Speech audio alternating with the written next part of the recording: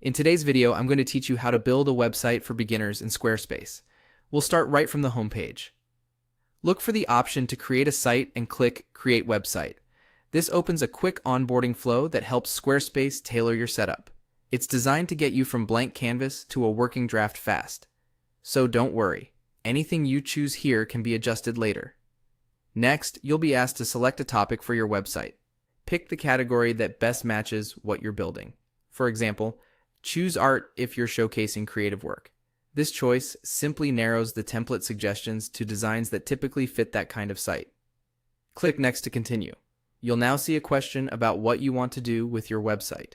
Select the options that reflect your goals. As an example, choose Promote a Physical Business and Sell Products.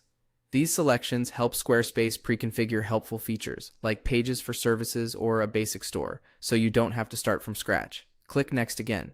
Now it's time to choose a template. Click Choose a template to browse the designs. This is the fun part. Explore the thumbnails, open previews, and imagine your own content in place of the sample photos and text. When you find one you like, select it to move forward.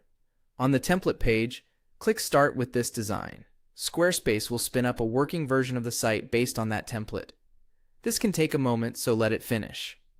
Behind the scenes, it's setting up demo pages, styles, and sample content to help you understand the layout.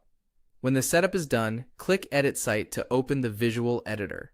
Then click Edit to begin customizing. You'll now be inside the drag and drop builder where everything is designed to be changed. Click on text to rewrite headlines and paragraphs. Replace placeholder images with your own photos. Adjust buttons so they link to the right pages.